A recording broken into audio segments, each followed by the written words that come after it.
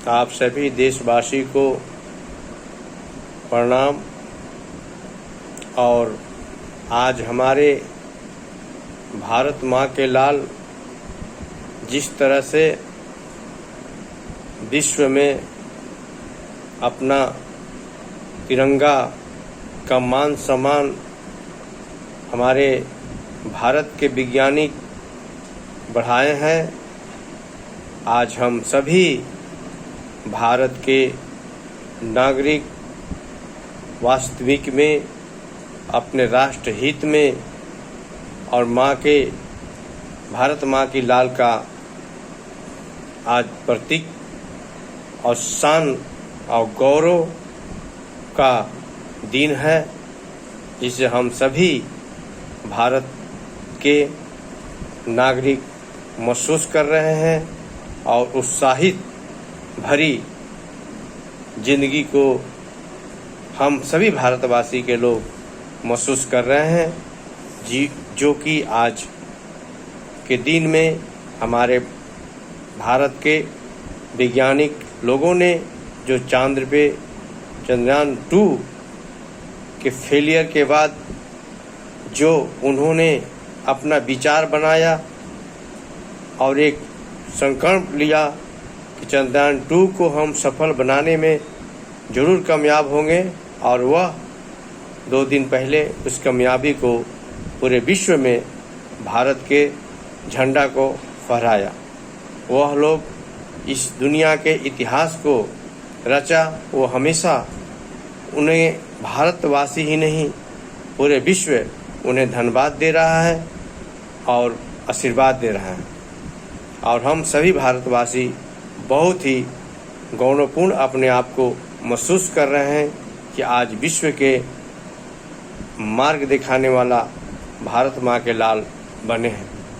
और मैं इसी के उद्देश्य के माध्यम से एक कहानी का भी आप लोग के सामने प्रस्तुत करता हूँ कि वास्तविक में गौरवात्मक चीज़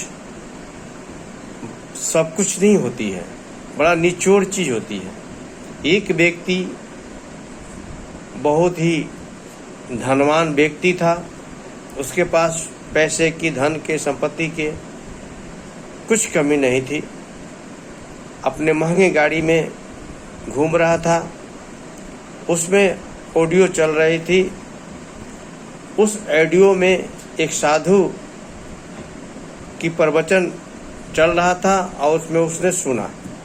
उस साधु ने कहा कि जो भी आप संपत्ति, धन संपत्ति जो भी आपके हैं, वो मरने के बाद यहीं छूट जाता है, वह किसी काम के नहीं होता है।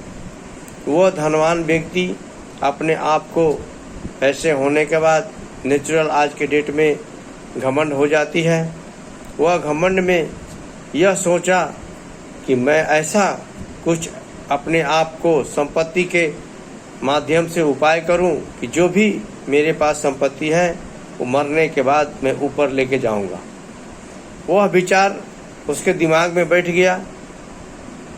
वह एक दिन क्या किया, अपने से सोचते सोचते उसे समझ में नहीं आया, तो सोचा कि जितना भी मेरे पास काम करने वाला व्यक्ति हो, जितना भी मेरे से जुटे हुए व्यक्ति हो, सभी को एक दिन एक फील्ड में बुलाया और बोला कि मैं जितना भी मेरा संपत्ति है वो मरने के बाद मैं इस संपत्ति को अपने लेके जाऊंगा, उसका कोई उपाय बता दो, मैं 1 करोड़ रुपया उसे इनाम दूंगा। उससे 1 सप्ताह के समय दिया। 1 सप्ताह में कोई व्यक्ति उसे इस उपाय को नहीं बताया। उस राजा ने सोचा कि हो सकता है कि इनाम की रकम कम हो, इसलिए कोई बताने के लिए राजी नहीं हो रहा है। फिर दूसरे सप्ताह सभी लोगों को बुलाया और फिर बोला कि नहीं, मैं 1 लाख नहीं, 1 करोड़ नहीं, 5 करोड़ मैं आप लोगों को इनाम दूंगा, आप बता दो। जितना भी वहाँ पे व्यक्ति था, उससे चलते फिरते एक अनजान व्यक्ति वहाँ पे आया और इस सुन के राजा को बोला कि मैं आपका उपाय बता दूंगा। राजा ने बोला कि तुम बता दोगे? हाँ हम बता देंगे। बताओ कैसे जाएगा? राजा ने बोला कि बताओ कैसे जाएगा सारे संपत्ति में मरने के बाद। बहुत अजीब सी बात है। उसने बोला कि आप अमेरिका गए हैं? बोला कि हाँ। अमेरिका जाते समय आप अपने पैसे को डॉलर में कन्वर्ट करते हैं? बोला कि हाँ। ठीक है। फिर बोला कि आप लंदन गए हैं? बोला कि हाँ। लंदन जाने समय अपने पैसे को पाउंड्स में कन्वर्ट करना पड़ता है, एक्सचेंज करना पड़ता है? बोला कि हाँ। फिर बोला कि दुबई गए हो? बोला कि हाँ। तो दुबई जाने समय दिनहर का को एक्सचेंज करना पड़ता है?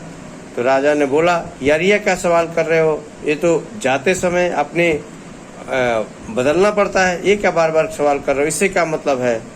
तो उसने बोला उसी प्रकार से आप यहाँ पे अपने संपत्ति को आप एक्सचेंज के रूप में पुण्य में कन्वर्ट करो, दानपुर में कन्वर्ट करो, वही एक्सचेंज आपको साथ जाएगा।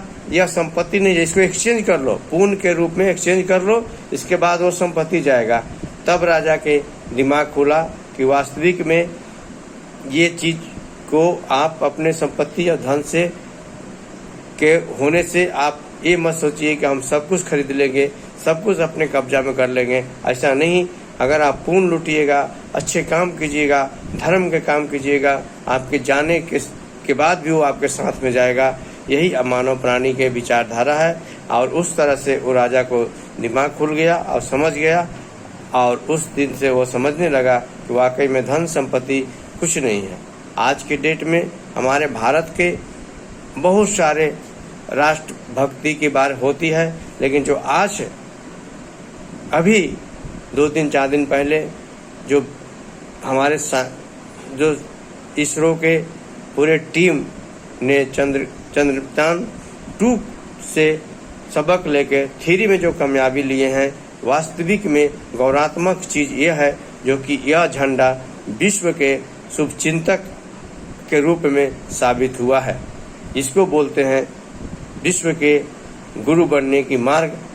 और इसी वाणी के साथ मैं आप सभी को प्रणाम करते हुए वाणी को समाप्त करता हूं, और अपने विचार के माध्यम से आपको यह संदेश देना चाहता हूं कि धन संपत्ति के होने से अपने विचार को आगे मत बढ़ाइए, घमंड के रूप में मत देखिए। अपने विचार को शांतिपूर्ण और नेक काम में पैसा को लगाने का प्रयास कीजिए। आपको सुख और शांति बहुत मिलेगा, और आपका जीवन स्वस्थ रहे, सुंदर रहे। इसी विचार के साथ मैं अपना वाणी को समाप्त करता हूँ। जय भारत माँ, वंदे मातरम, जय हिंद, जय भारत।